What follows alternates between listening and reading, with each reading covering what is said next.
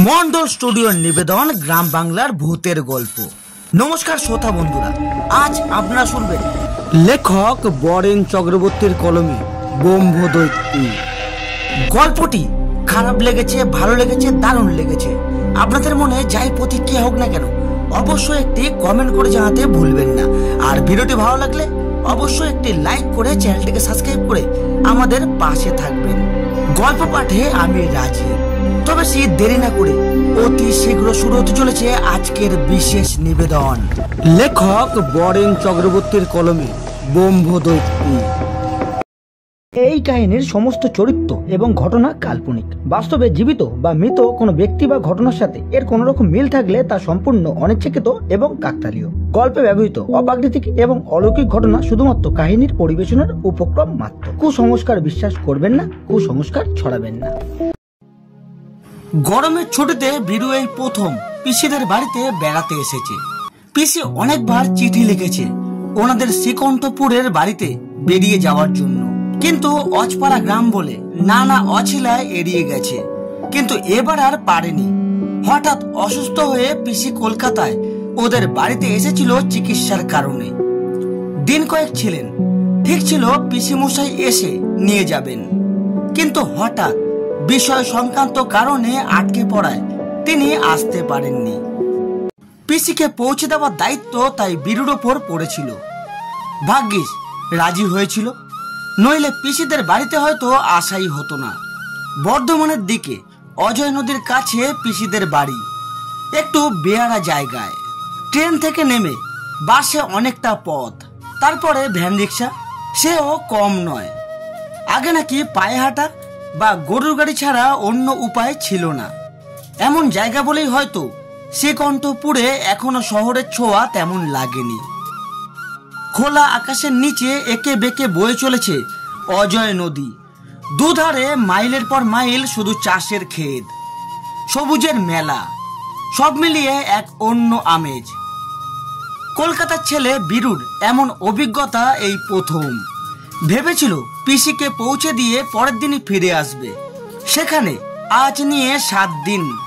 ইচ্ছে আছে আরো দিন কয়েক থাকার। তার অন্য এক কারণ অবশ্য গৌড়। পিসিদের গ্রামেই বাড়ি। আসানসোলের হোস্টেলে থেকে পড়াশোনা করে গরমের ছুটিতে বাড়ি এসেছে। প্রথম দিনই আলাপ। গৌড়ের হালকা পাতলা চেহারা দেখে বোঝা যায় না, কিন্তু বীরুর মতোই ডান পিটে। বয়সেরও ফারাক নেই, তাই পরিচয় ঘন হতে বিলম্ব হয়নি। শহরে থেকে পড়াশোনা করলেও গৌড়ে গ্রামেরই ছেলে, সবকিছু নখদর্পণে।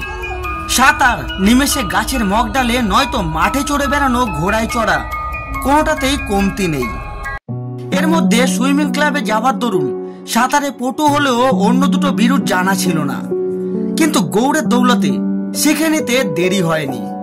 অবশ্য গাছে চড়ায় এখনো গৌড়ের সঙ্গে পাল্লা দিতে না পারলেও অন্যটায় ছাড়িয়ে যেতে পেরেছে। এদিকে চলাফেরার সুবিধার জন্য অনেকেরই ঘোড়া আছে। আকারে ছোট হলেও এসব দেশি ঘোড়া, ভয়ানক রকম বেয়ারা। তেমন তালিম নেই, অনেক সময় মালিককেও মানতে চায় না। আর অচেনাকেও পিঠে চাপলে কখন যে তরাক করে লাফিয়ে উঠে সরাত করে ছিটকে ফেলে দেবে ঠিক নেই। দরকার না থাকলে এইসব ঘোড়া চড়ে খাবার জন্য নদীর চরে পুরো ঘাস জমিতে ছেড়ে দেওয়া হয়। সামনের দুটো পা ছোট এক দড়ি দিয়ে বাঁধা থাকে, যাতে বেশি দূর যেতে না পারে। জোড়া পায়ে লাফিয়ে লাফিয়ে ঘোড়াগুলো ঘাস খেয়ে বেড়ায়। এইসব ঘোড়ার পিঠে চেপে খানিক ছুটে আসা গ্রামের ডান পিঠে ছেলেদের বেজায় পছন্দের খেলা। বলা বাহুল্য গৌড় একদিন বীরুকেও নিয়ে গিয়েছিল। অবশ্য বিপদের কথা খুনা করেও প্রকাশ করেনি। অপেক্ষাকৃত বেশ তাগড়াই একটা ঘোড়ার পিঠে বসিয়ে হাতে লাগাম ধরিয়ে দিয়েছিল। তারপর সাবধানে ঘোড়ার পায়ের বাঁধন খুলে খানিকটা সরে গিয়ে হাঁক দিল, এবার টাগল দে বীরু। টাগল মানে পায়ের গোড়ালি দিয়ে ঘোড়ার পেটে জম্পেশ গুঁতো। একই বীরুর ভয় ডর কম। তারপর ব্যাপারটা দরুন মজা হচ্ছিল। গড়ের মাঠে বা দীঘার সৌকতে ঘোড়ায় চড়েছে, কিন্তু নতুন এই অভিজ্ঞতার মজাই আলাদা। নির্দেশ পেতেই বিন্দুমাত্র তলিয়ে ভাবেনি। 2 গোড়ালি দিয়ে সিনেমার কাউবয়ের কায়দায় জম্পেশ এক গুঁতো কষিয়ে দিয়েছে ঘোড়ার পেটে। চি চিৎকারে ঘোড়া লাফিয়ে উঠলো মুহূর্তে। ভাগ্যিস লাগামটা হাতছাড়া হয়নি, তাই কোনো মতে সামলাতে পারলেও লাগামের দড়ি সামান্য ঢিলে হতেই ঘোড়াটা ছুটলো ঊর্ধ্বশ্বাসে। ব্যাপার দেখে গৌড় তখন ঘাবড়ে গেছে। মজা করার জন্য এদিকে চড়তে আসা সবচেয়ে বেয়ারা ঘোড়ার পিঠে তুলে দিয়েছে বীরুকে। ভেবেছিল প্রথম লাফেই ছিটকে ফেলবে সাওয়ারকে, কিন্তু তা যখন হলো না, প্রমাদ গুনতে হলো। বীরু কলকাতার মানুষ, অভ্যাস নেই। ঘোড়া যেভাবে ছুটছে, ঠেলা ভর্তি জমিতে পড়ে গেলেই বিপদ। ও পিছনে ছুটতে ছুটতে তারস্বরে চেঁচাতে লাগলো, বীরু, লাগাম টেনে শীঘ্রই ঘোড়াটা থামা, ভয়ানক বেয়ারা ঘোড়া। কিন্তু বীরু ততক্ষণে সামলে নিয়েছে। এমন দুর্দান্ত অভিজ্ঞতা আগে কখনো হয়নি। টেক্সাসের প্রান্তরে ও তখন যেন সত্যিকারের এক কাউবয়। শুধু লেসো আর রাইফেলটা নেই। গৌড়ের কথায় কান্না দিয়ে খানিক চক্কর দিয়ে থামলো প্রায় মিনিট 20 পরে। ঘোড়াটা পাশের গ্রামের রাশেদুল শেখের। দারুণ মেজাজি আর বেয়ারা বলে বদনাম। চড়তে গিয়ে গৌড় নিজেও বার কয়েক নাগাল হয়েছে। সেই ঘোড়াকেই এইভাবে কবজা করতে দেখে গৌড় নিজেও কম অবাক হয়নি। বলা যায় এরপর থেকেই বীরুকে একটু অন্য চোখে দেখতে শুরু করেছে। তার ওই ফলশ্রুতি স্বরূপ আজকের এই অভিযান। গ্রাম থেকে অনেকটা দূরে এই তালতলার শ্মশান, বহু পুরনো শ্মশান। একসময় নাকি গোটা কয়েক তাল গাছ ছিল, তাই এই রকম নাম। এখন সে গাছ নেই, তবু ওই নামে ডাকে সবাই। সেই সাথে নানা রোমহর্ষক গল্প। কাছাকাছি বসতিও নেই, নদীর ধারে ফাঁকা শুনশান মাঠ। ফলে সেই সব গল্প প্লাবিত হতে সময় লাগেনি, তাই অনেক বদনাম। আজ কথায় কথায় গৌড় হঠাৎ সেই প্রসঙ্গ তুলেছিল। তারপর জল গড়িয়েছে অনেক দূর, রীতিমতো বাজি ধরাও হয়ে গেছে। ভর সন্ধেবেলায় বীরু একা ঘুরে আসবে তালতলার শ্মশান থেকে। শ্মশানের এক কোণে বড় এক বুনো নোনা আতা গাছ আছে। সন্ধ্যের পর বাদুর আসে সেই ফল খেতে, কিছু ফেলে নষ্ট করে। প্রমাণস্বরূপ তেমন একটা সদ্য খাওয়া ফল বীরু কুড়িয়ে আনতে পারলে গৌড়কে গুরু মানবে। বীরু যে রাজি হয়ে যাবে গৌড় ভাবতেই পারেনি, কারণ সত্যটা সহজ নয়। ভর সন্ধে ওখানে পৌঁছে যে ফিরে আসবে তার উপায় নেই। প্রমাণস্বরূপ যতক্ষণ না বাদুরে ফেলা আত খাওয়া নোনা আতা না মিলছে থাকতে হবে। ব্যাপারটা বুঝিয়ে তাই সাবধানও করেছিল, কিন্তু বীরুকে টলানো যায়নি। যথা সময়ে হাজির হয়ে গেল শ্মশানে। জায়গাটা নদীর ওপারে। গৌড় নদী পর্যন্ত এগিয়ে দিলেও পার হয়নি। নড়বড়ে এক বাঁশের সাঁকো পার হয়ে যথাস্থান আরো মিনিট 10 পথ। সেই পথ পার হয়ে বীরু এরপর যথা সময়ে পৌঁছে গেল শ্মশানের নোনা আতা গাছের কাছে। শুনশান হলেও তেমন ভয়ের কিছু খুঁজে পায়নি। সন্ধে ইতিমধ্যে ঘন হতে দু একটা বাদুর উড়ে আসতে শুরু করেছে ঝাগড়া গাছটায়।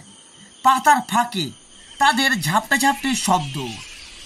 সন্দেহ নেই ফলের দখল নিয়ে, কিন্তু মাটিতে ফল পড়ার লক্ষণ নেই। বীরু হা করে দাঁড়িয়েছিল তলায়। এর মধ্যেই অন্ধকার ফুঁড়ে হাজির হলো একটি ছেলে। বীরু একটু ঘাবড়ে গিয়েছিল। ভূতের গল্প ওর বেজায় প্রিয়, কিন্তু ব্যাপারটা যে স্রেফ মিথ্যে তাও জানে। যারা ভূত দেখেছে বলে দাবি করে বেশ জানে সেটা মনের ভুল ছাড়া কিছুই নয়। সেই কারণেই গৌড়ের প্রস্তাব লুফে নিয়েছিল, তাই সামলে নিতেও সময় লাগেনি। তবু কেঁপে গিয়েছিল গলা। কে? আগে আমি পেয়েছো। পেঁচো? সে আবার কি নাম? আগে নাম তো একটা ছিলই, কিন্তু সবাই পেয়েছো বলে ডাকতো কি না। কেন? আগে সে ওদের দোষ নয়, পেঁচোই ধরেছিল যে। সেই রোগেই শুকিয়ে শুকিয়ে এমন আমসি হয়ে গেলুম। তারপর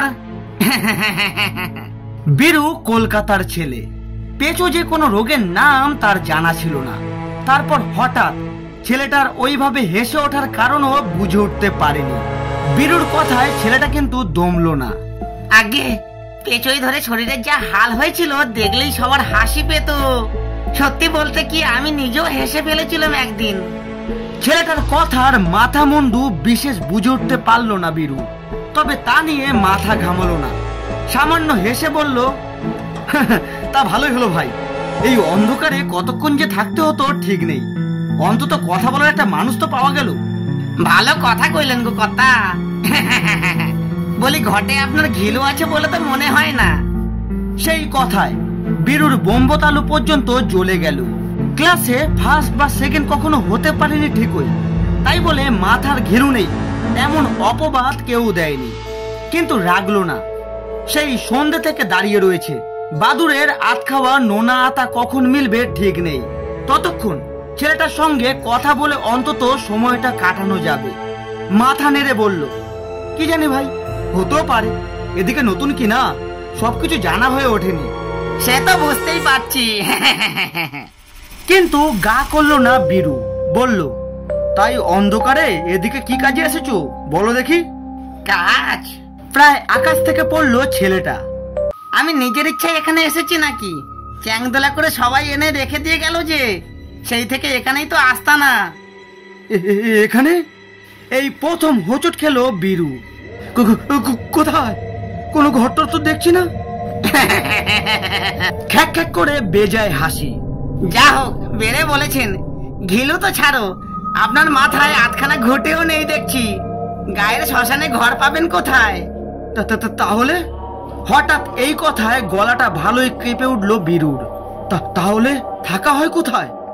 কেন, ওই বেল গাছে। যাই বলেন, বেড়ে আস্তানা বটে। হ্যাঁ, বেলগাছে? হঠাৎ গৌড়ের কথা মনে পড়ে গেল বীরুর। তালতলার শ্মশানে ওই বেলগাছ নিয়ে এক ভয়ানক গল্প শুনিয়েছিল ও। একেবারেই বিশ্বাস হয়নি তখন। কোনো এক তান্ত্রিক সাধু নাকি বহুদিন আগে ওই শ্মশানে ঠাঁই নিয়েছিলেন। রাতে নানা ক্রিয়াকলাপ করতেন। এক সকালে দেখা যায় তিনি ঘাড় মোটকে মরে পড়ে আছেন। সেই থেকে নানা গুজব। কেউ কেউ বলেন অপঘাতে মরে সেই তান্ত্রিক নাকি ব্রহ্মদৈত্য হয়ে বেলগাছেই ঠাঁই নিয়েছেন। অনেকেই দেখেছে তাকে। সেই থেকে রাতে কেউ আর এই শ্মশানে পোড়াতে আসে না। সেই কথা মনে পড়তেই বীরুর মাথাটা হঠাৎ কেমন টালমাটাল হয়ে উঠল। বরাবরই ডান পিঠে গোছের ছেলে, এসবে একেবারেই বিশ্বাস নেই। গৌড়ের কথায় তাই রাজি হতে সময় লাগেনি।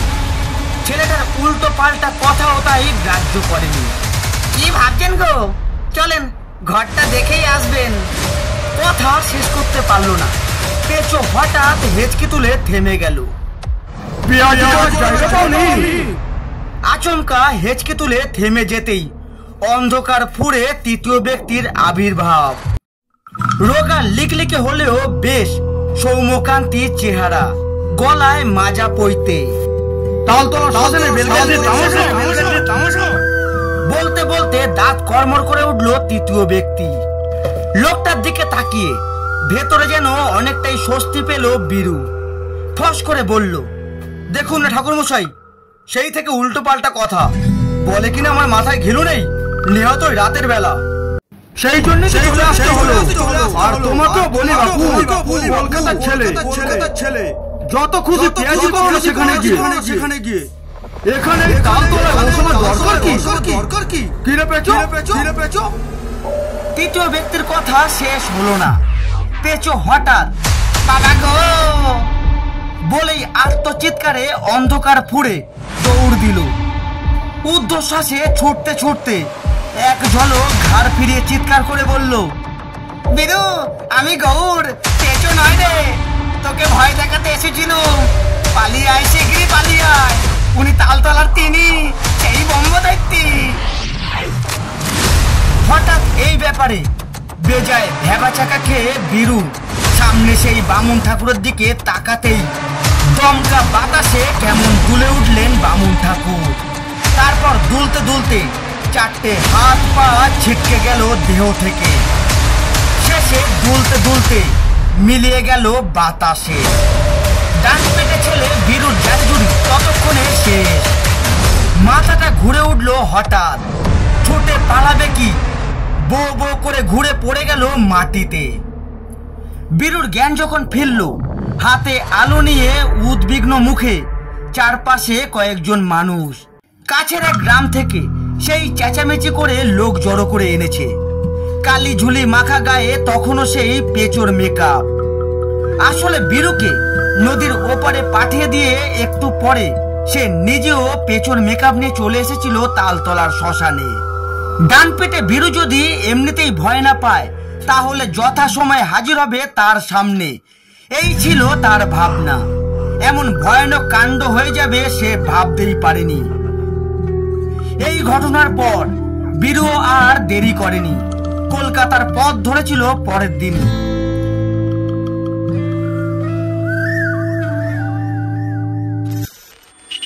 মন্ডল স্টুডিওর নিবেদন গ্রাম বাংলার ভূতের গল্প।